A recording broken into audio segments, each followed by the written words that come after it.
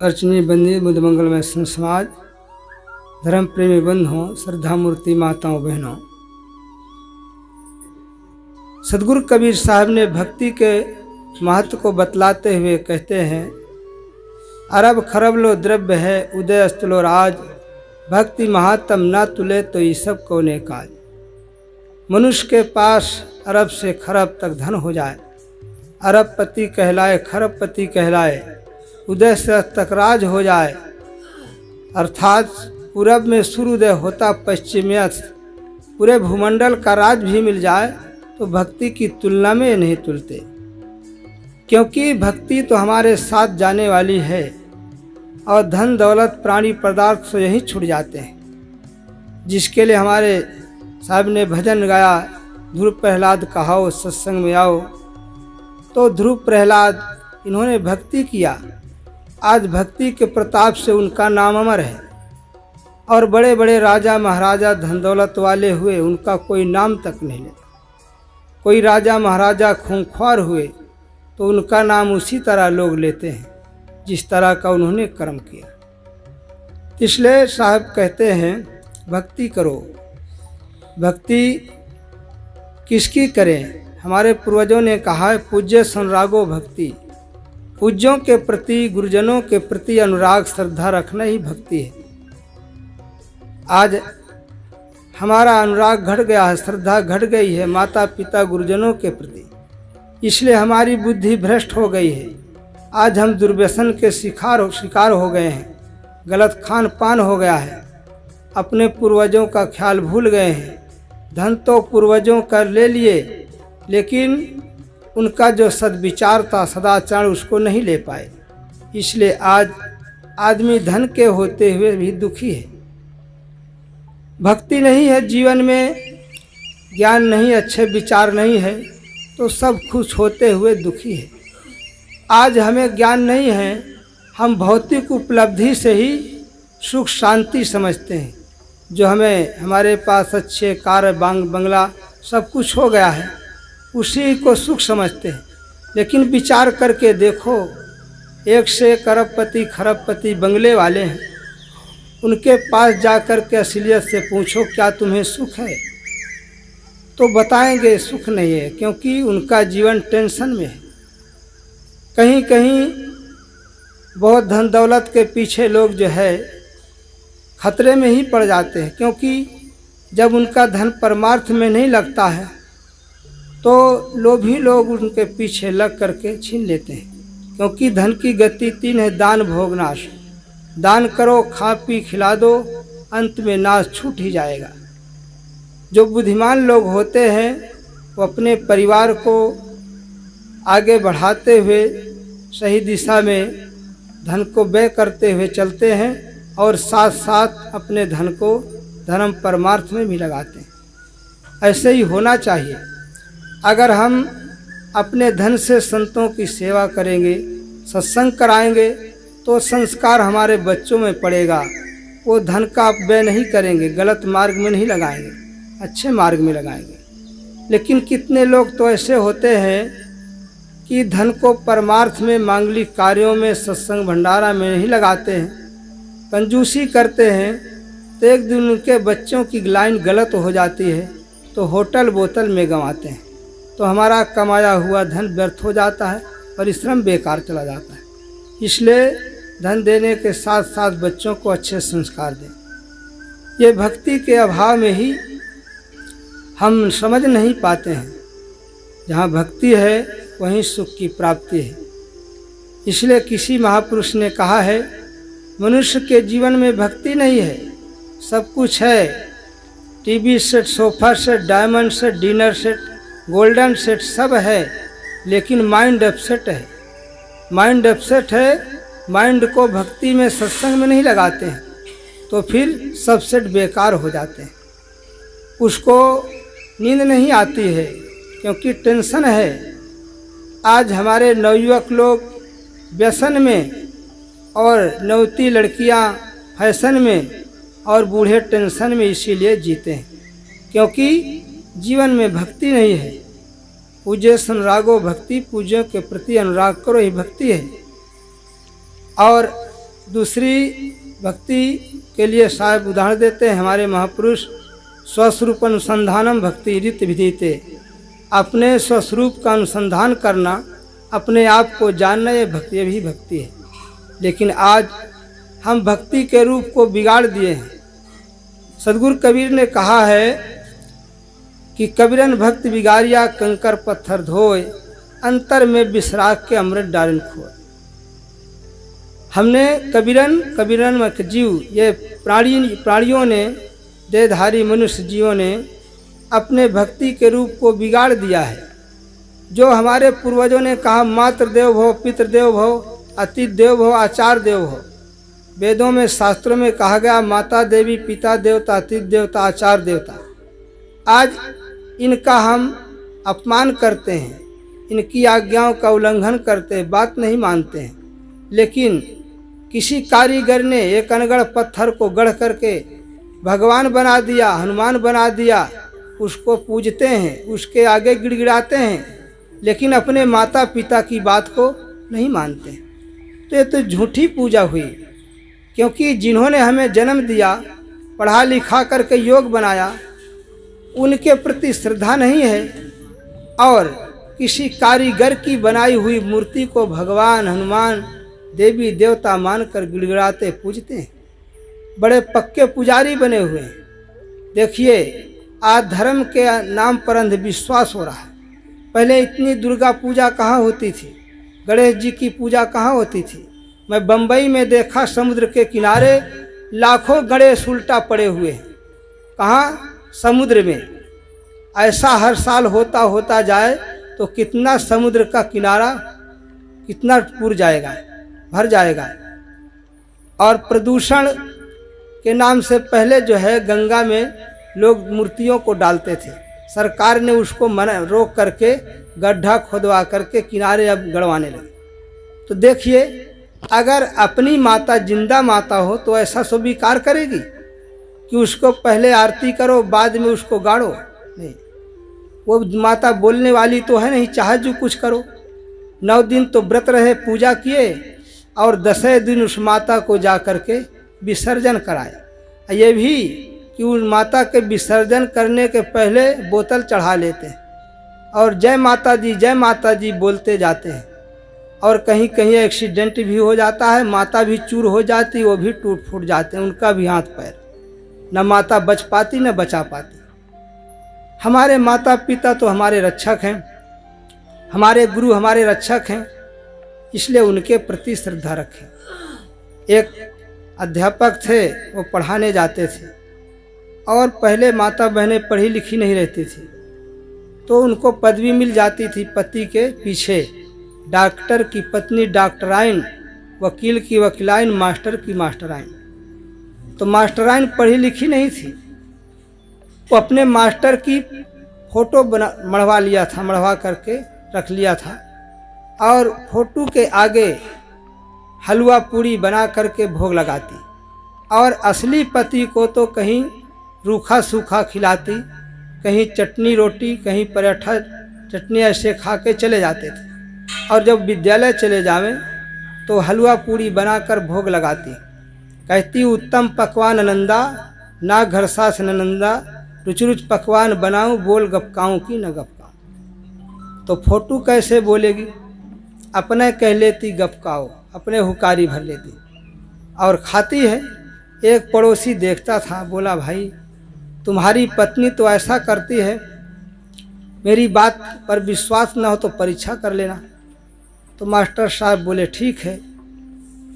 Master साहब उस दिन पढ़ाने जाने के पहले बोले कि देखो आज जो है जलपान नहीं बनाना, भरपान पूरा भोजन बनाना। मैं जलपान करके नहीं जाऊंगा, लौट करके भोजन करूंगा। और पीछे भी दरवाज़ा था, आगे भी, आगे के दरवाज़ा से तो निकल गए, अब पीछे के दरवाज़ा के अंदर से सांकर खोल रखे थे, और वो घूम करके पीछे से जाकर छिप के बैठ गए। और ये सोची वो तो चले गए विद्यालय, स्नान करके आई, तुरंत फिर बोली 8 बजे पाठ पूरा हो जाएगा, नियम क्यों टूटे। चलो झट से हलवा पूरी बनाई, उधर दाल चावल का धान रख दिया, 10 बजे भोजन बन जाए। तो अब इधर भोग लगाती है, कहती उत्तम पकवान आनंदा, ना घर सास ननंदा, रुच रुच पकवान बनाऊं, बोल गपकाऊं कि न गपकाऊं।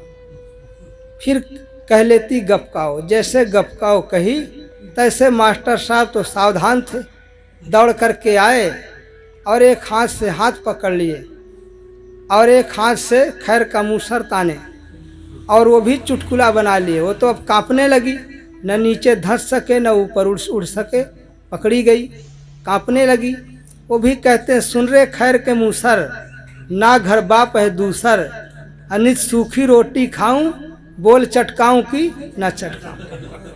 अब कैसे बोले वो भी कह लेते चटकाओ अपने से। दो चार डंडे पड़े, दो चार डंडे जब पड़ते हैं, दो चार मूसर लगे तो फिर वो होश ठिकाने हो गए, रोने लगी। लोग दौड़ करके आए, छुड़ाते हैं। अरे भाई इतना जोर मारते हो, कसाई हो?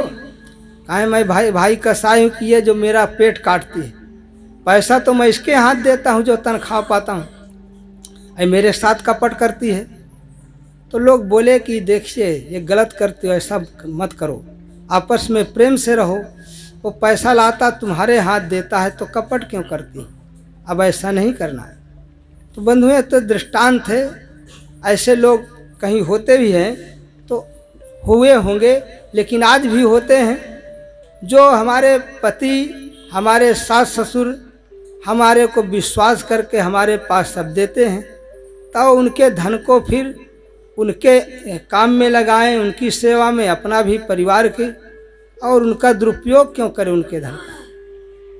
घर अगर धर्म कर्म में लगा तो ठीक है, लेकिन गलत मार्ग में नहीं लगाना चाहिए। इसलिए किसी महापुरुष ने कहा है विद्या धन और बल, विद्या विवाद धनमदाय, शक्ति परे शाम पड़ पिलाय, खलत साधु विपरीत में तद ज्ञानादाना चरछला। दुष्ट की विद्या विवाद के लिए, धनमद के लिए, शक्ति दूसरों की सेवा के लिए, पीड़ा देने के लिए, लेकिन सज्जनों की विद्या ज्ञान के लिए, धन दान के लिए, शक्ति दूसरों की सेवा के लिए। इतना अंतर होता है। एक आदमी के पास लाख रुपया है, होटल बोतल में गंवा देता है। एक के पास है 1 लाख रुपया, उससे दान भी करता है और कमाता खाता बढ़ाता चला जाता है।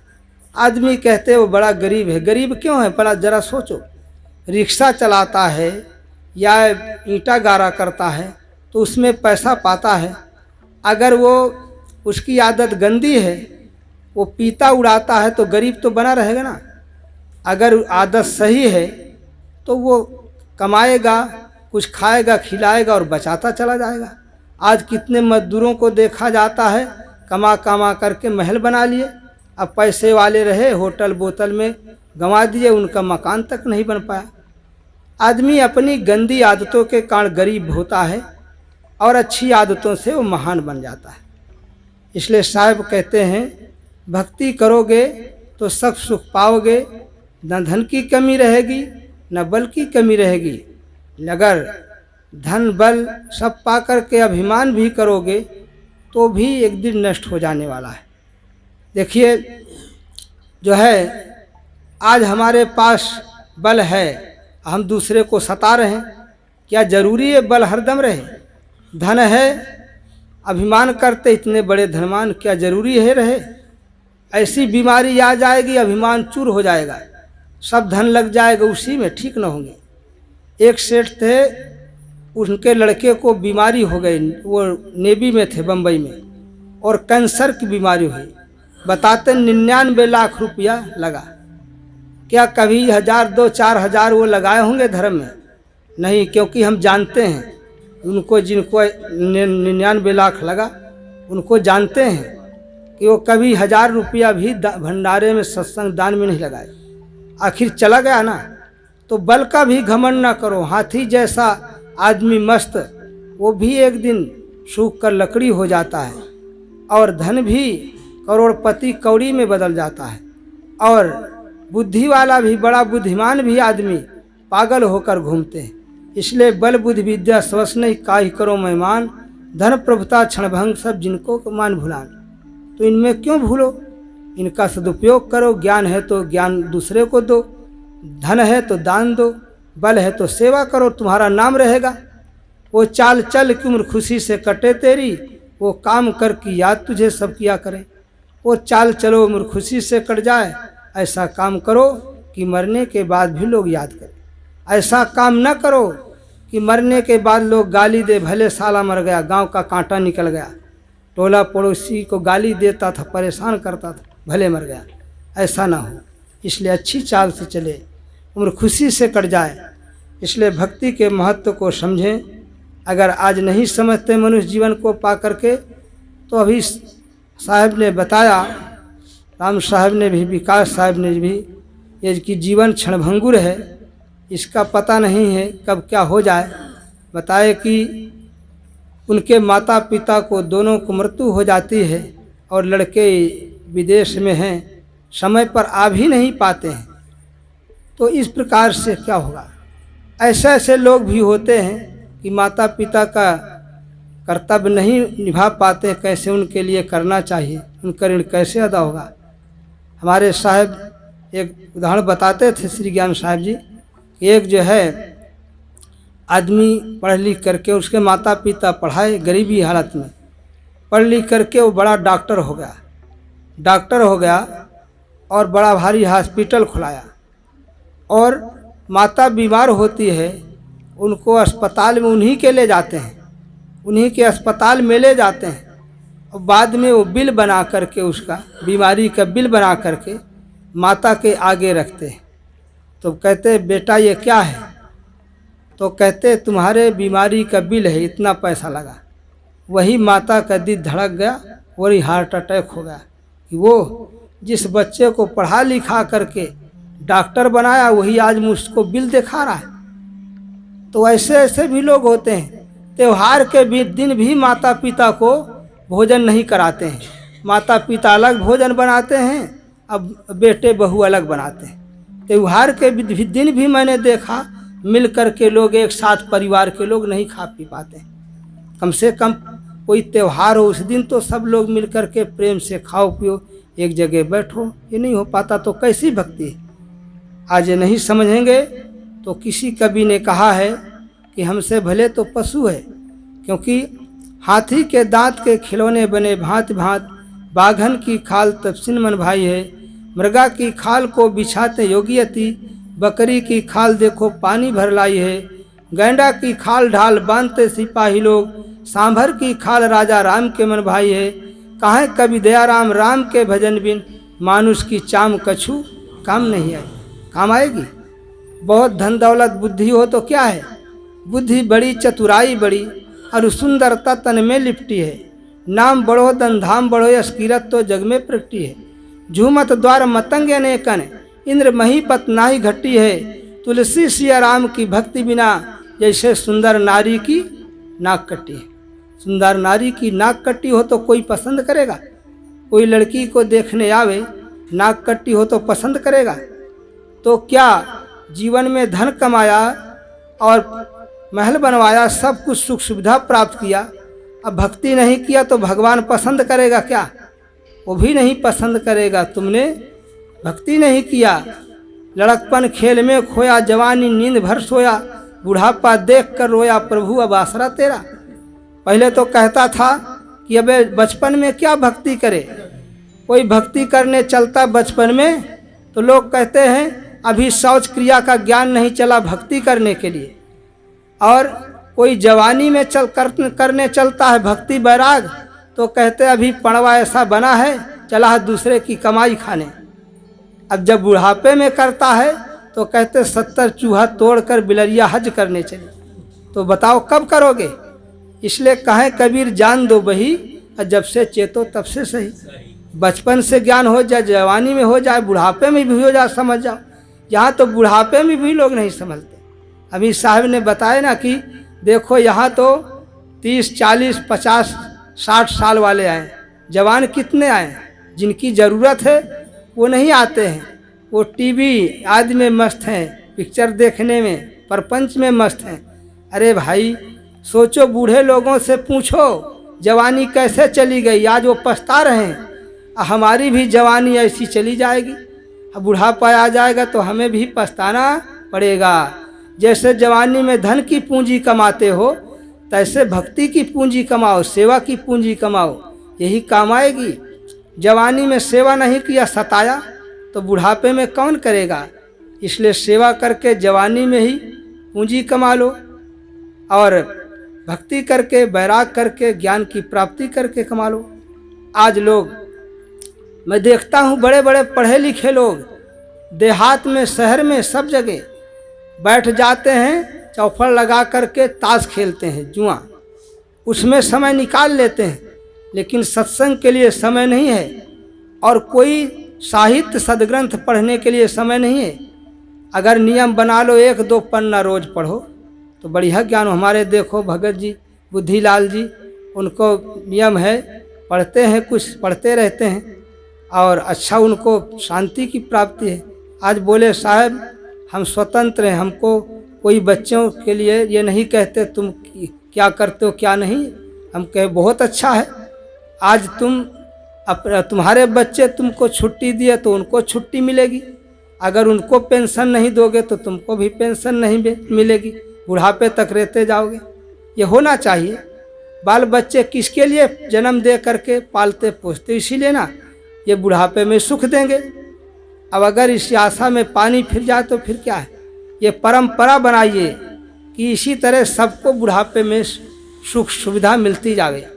हम नहीं करेंगे तो फिर हमारे बच्चों में क्या होगा। इसलिए भक्ति के महत्व को समझो। भक्ति नाम है अनुराग का, श्रद्धा का, माता पिता गुरुजनों के प्रति श्रद्धा रखना और अपना आत्मचिंतन, आत्मस्थिति प्राप्ति करना। अंत में असली भक्ति यह है, अपने आप का चिंतन करो। हमारी वृत्ति बाहर की ओर है, बाहर दौड़ रहे हैं, बाहर अपने आत्मा की ओर नहीं मुड़ रहे हैं। भाई आत्मा तो दिखता नहीं है पेड़ पौधों की तरह, लेकिन वो दिखने की वस्तु नहीं है, अनुभव की वस्तु है। अनुभव करता स्वयं है, वो अपने आप का अनुभव करने वाला। महल दिखता है, नींव तो नहीं दिखती, लेकिन नींव के आधार पर ही महल खड़ा हुआ। जीव भले नहीं दिखता, लेकिन जब संतों का सत्संग करोगे, अनुभव से जानोगे तो जीव के आधार पर ही शरीर की नींव खड़ी है। जिस दिन जीव निकल जाएगा तो शरीर का पता लग जाएगा। आज जीव का अनुसंधान आत्मा का नहीं करते हो और केवल शरीर के सजाने धजाने में मौज मस्ती में लगे हो। ये शरीर तो नाशवान है, छूट जाएगा। अब आत्मा के अनुसंधान नहीं कि उसको नहीं जाना, उसमें स्थित नहीं हुआ अपने आप में, तो फिर भाई अंत में कुछ नहीं हाथ लगेगा। इसलिए आप जेत लखाव ठौर कर मुझे कहाँ घर तेरा, जीते जी लखो, अपने और का आपका ठिकाना कर लो और अपने आप को समझो। अंत में एक दृष्टांत कहकर समाप्त करता हूँ। एक पंडित जी थे, कथा सुना करके धन माल लेकर जा रहे थे। रास्ते में चोर मिले। चोरे ने कहा, पंडित जी 3 चीज़ में एक चीज़ दे दो, नहीं तो हम छोड़ेंगे नहीं। कहें या तो शालिग्राम दो, या दाम दो, या जान दो। पंडित जी सोचे कि भाई अगर जान है तो जहान है, नहीं तो शमशान है। जान ही न रहेगी तो शालिग्राम किस काम के, दाम किस काम का। तो कहते पंडित जी हमारी जान छोड़ दो, दाम लो चाहे शालिग्राम सब ले लो। तो सबसे कीमत किसकी है? जान की। लेकिन जिंदा में नहीं समझते, मरने के बाद समझते हैं कि राम नाम सत्य है। एक दिन सबकी यही गत है। मरे बाद लोग कहते चलते, लेकिन जिंदा में समझ लें कि राम नाम सत्य है, जो अंदर आत्मा राम है। कबीर जेते आत्मा तेते शालिग्राम, वो बोलन हारा पूजे पाहन से क्या काम। इसको समझो, जिंदा में समझ लो तो बहुत सुख की प्राप्ति होगी। अंततः प्राणी पदार्थ तो ये भौतिक सुविधा इस शरीर की सुविधा के लिए है, आत्मा के लिए नहीं। आत्मा के लिए तो ज्ञान भक्ति वैराग सत्संग, इसी से असली शांति मिलेगी। और शरीर सुख के लिए तो ये बाहरी प्राणी पदार्थ सब जरूरी है। मकान तो जो है बनाना है, जरूरी है, उसमें हम भी सुख से रहेंगे, हमारे अतिथि भी आएंगे सुख से रहेंगे, लेकिन उसमें फूलना नहीं है, पचकना नहीं है। वो तो झोपड़ी में रह कर के भी अगर आदमी सुख शांति से रहता है तो भी, महल में रहकर सुख शांति से रहता तो ठीक है। और जिस महल अच्छा बना हो, उस महल में सुख शांति न हो और उसमें मुर्गा किच बोलते हो, मांस पकता हो, तो ऐसा महल किस काम का। जहाँ मुर्दे गाड़े जाते हो, मुर्दे पकाए खाए जाते हों, तो ऐसा महल बेकार है। झोपड़ी में रह कर के जो भजन करे वो अच्छा है, उसमें उसको सुख की अनुभूति होगी। अब महल में मांसाहारी बनकर, शराबी बनकर रहेगा तो वो सुख शांति महसूस नहीं करेगा और महल को भी गंदा कर देगा। इसलिए चाहे महल हो चाहे झोपड़ी हो, सब हमें हमारे निर्वाह के लिए बनाए गए हैं। उसमें रह कर के भजन भक्ति करेंगे, इसी में सुख की प्राप्ति होगी। हमारे देखो विकास साहब, राम साहब ने वहाँ जंगल में अपने गुरु के आश्रम को आप ही लोगों के सब मेल से, सहयोग से बढ़िया सुंदर बना दिए।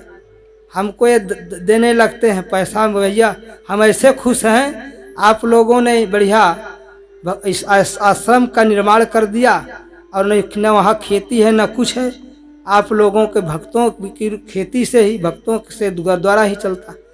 हमारे वहाँ तो कुछ खेत है, अन्न होता है सब, लेकिन वहाँ भक्तों के द्वारा ही सब होता है। तो हम बहुत खुश हुए और जो अपने गुरु के आश्रम को और उनके चरित्र को आगे ऊंचा उठा दे, बढ़ा दे, वही महान होता है। चाहे संत हो चाहे गृहस्थी में हो, अपने पिता के एहसान को, उनके मर्यादा को बढ़ा दे तो वो जो है पुत्र नहीं, वो सपूत है। और जो बराबर रखे पूत है, जो मिटा दे वो कपूत। इसी प्रकार गुरु की मर्यादा को बढ़ावे तो वही महान संत है। इस प्रकार से ऐसे आप लोगों को धन्यवाद है। हमें खुशी रहती है कि हमारे क्षेत्र के लोग ही आकर के यहाँ रह कर के उसी प्रकार संतों से प्रेम है, तभी संत आते हैं। संतों से प्रेम है, चाहे जितना दूर भगत चला जाए वहाँ जरूर पहुँचेंगे। मिलना मंजूर है तो बम्बई नहीं दूर है, मिलना ना मंजूर है तो चौखट भी बड़ी दूर है।